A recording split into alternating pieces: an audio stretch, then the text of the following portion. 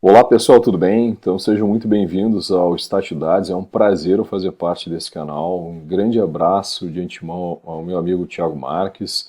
E como eu prometi, a playlist é de 3 vídeos, esse é o segundo vídeo. Tá?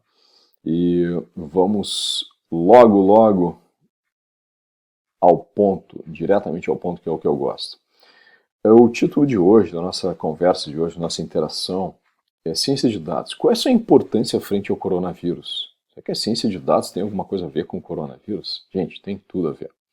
Lembra do nosso código genético, que só tem 4 letrinhas, A, T, G e C, como está aqui no slide? Legal, maravilha.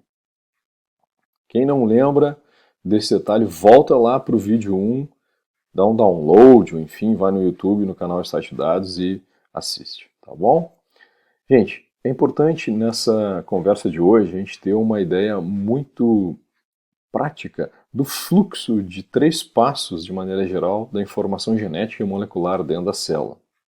Eu até trouxe uma célula hoje, que é um modelo desenvolvido por alunos do ensino fundamental aqui da cidade de Canoas, nas escolas municipais aqui de Canoas. É uma célula bem bonitinha. Aqui está a célula, o núcleo da célula.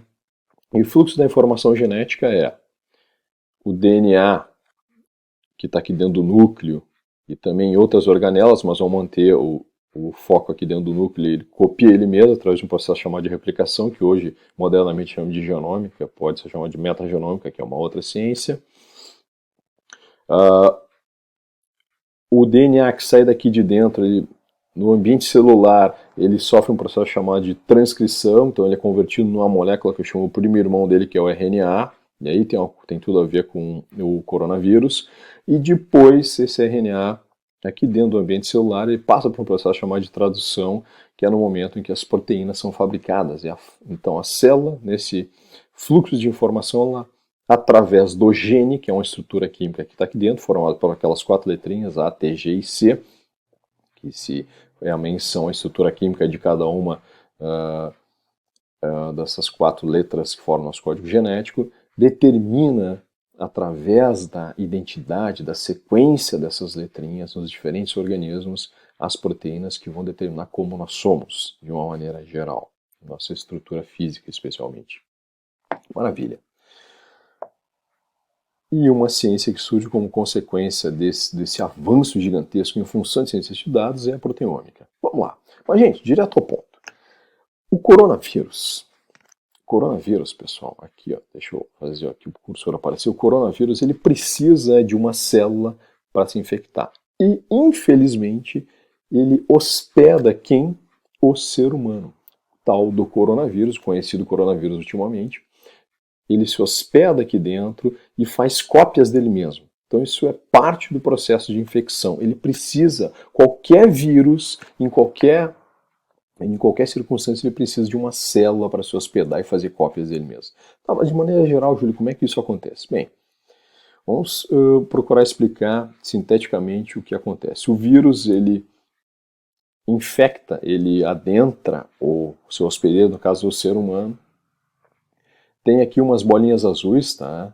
Em torno aqui da figurinha do vírus. Essas bolinhas são nada mais que estruturas proteicas complexas ou não. Elas reconhecem ou não reconhecem, depende da capacidade de interagir com a célula. E no caso do coronavírus, elas acabam reconhecendo ou sendo reconhecidas por proteínas que estão na estrutura externa da célula, e aí inicia um processo de infecção e causa todo esse estrago que está todo mundo preocupado no mundo inteiro.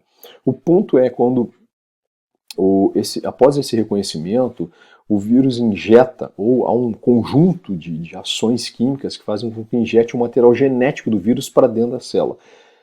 Aí, o vírus safadão, ele vai usar toda a maquinaria, toda a química celular para fazer cópias dele mesmo. E quando ele faz cópias dele mesmo, um dos processos é matar as células. E aí ele começa a avançar de célula para célula e acontece todo esse furdúncio, digamos assim, que está acontecendo no mundo. Algumas pessoas são muito mais sensíveis a esse vírus do que outras. A letalidade, ou seja, causar morte, é muito baixa, em torno de 2%, mas sim, temos que ter todo cuidado com ele. Ok, pessoal, maravilha em relação a isso, mas eu quero dizer para vocês que tamanho não é documento. Por que, Júlio? Por que isso? Olha só, lembra daquele quadro da aula anterior? Se você não lembra, volta para lá e compara com o de agora. O ser humano, nós temos em torno de 3 bilhões daquelas letrinhas. Em todos os 23 cromossomos, onde estão estruturados todos os nossos aproximadamente 20 mil genes que determinam as nossas proteínas. Tem muito mais informação ali, tá? Mas vamos focar nessa ideia. Olha o tamanhico que é comparado ao coronavírus Covid-19, que é um RNA vírus, lembra do RNA? Não é um DNA, não tem DNA com material genético, ele tem RNA com material genético, mas enfim, ele tem apenas 29.900 letrinhas. Nós, o ser humano, tem 3 bilhões no código genético. O coronavírus tem 29.900, ou seja, tamanho não é documento, gente. Tamanho não é documento, não esqueçam disso. Ok, Júlio, tá, então, mas o que isso tudo, essa tua conversa inicial tem a ver com o que está acontecendo no mundo agora? Bem, pessoal, o ponto é que a partir da identificação que os cientistas de dados identificam qual é a sequência dessas letrinhas, fica muito mais assertivo para fazer o quê? Produzir vacinas.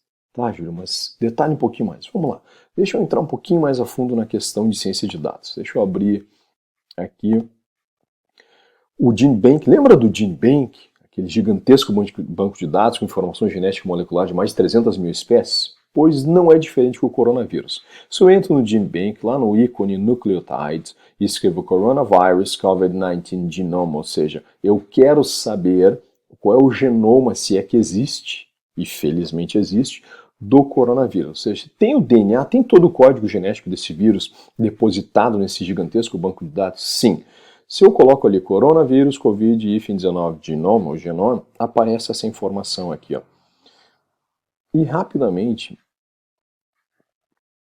eu já quero ir direto, se eu clico aqui, ó, Coronavirus Disease 2019, COVID-19, vai abrir esta página e já trazer um monte de informações geradas por cientistas de dados da área de ciências da vida.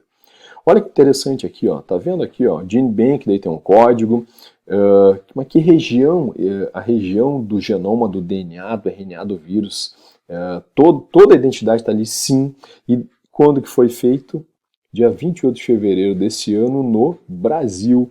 Então, esse material genético aqui é daquele vírus que infectou aquele paciente lá em São Paulo. Inclusive, isso é uma publicação de cientistas de dados da área de ciências da vida maravilhosas, pessoal de São Paulo. Se eu voltar aqui ao número 5, tá? É a janelinha 5, se eu venho para 1 aqui, ó, eu percebo que tem o genoma referência.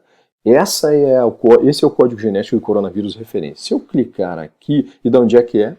Da China, né, gente? Da China. Se eu clico nesse íconezinho, nesse código aqui, ó, vai abrir lá, tá abrindo, isso aí, maravilha. Olha aqui, então eu não menti para vocês, ó.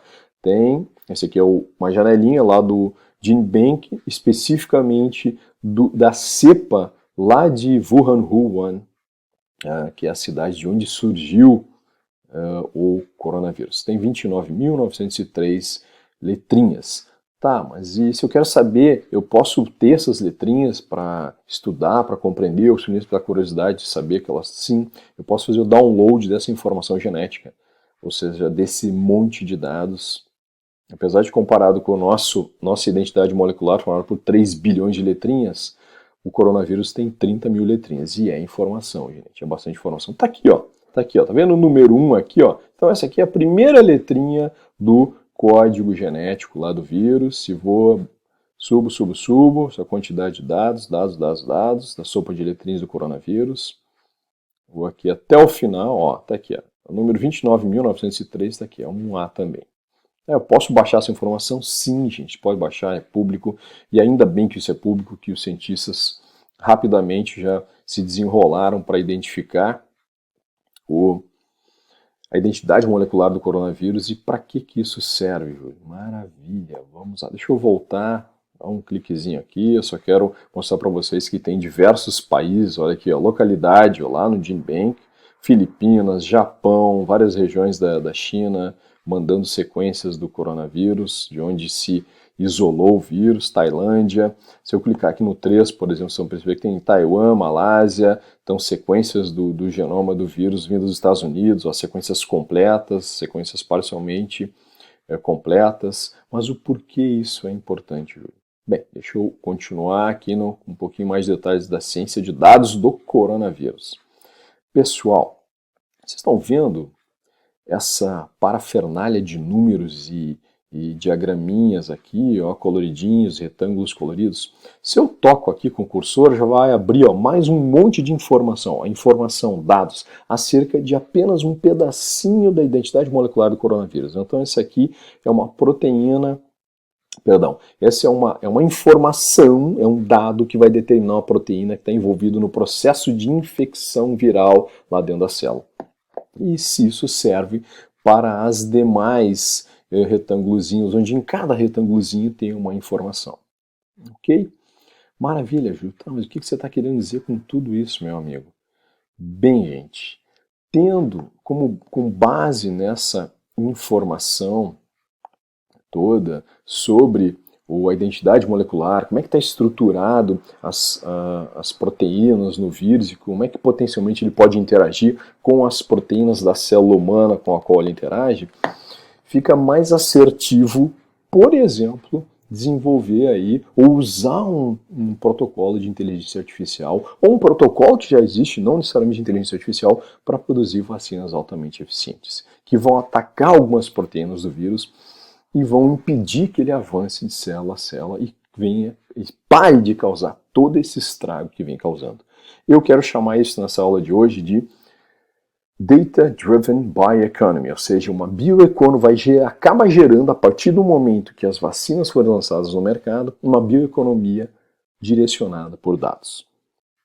Isso vai ser fantástico. Eu não sei se os governos, se o gestor público vai lançar essa vacina no mercado, de graça, digamos, para a população, mas pode ter certeza que alguém paga. Então isso faz parte da bioeconomia, ou seja, se produzir um serviço, que é uma vacina, tá, um produto, um serviço, um processo, um produto através de biotecnologia, usando ciência de dados. Gente, precisamos dos cientistas de dados, sem dúvida nenhuma, ainda mais agora com o avanço desse coronavírus. E que ele fique bem quietinho e que a Data Science, a ciência de dados, seja muito assertiva e nos ajude nessa batalha contra esse perigoso coronavírus. Grande abraço, tudo de bom e fiquem com a gente aí no Start Dados. Tchau, tchau.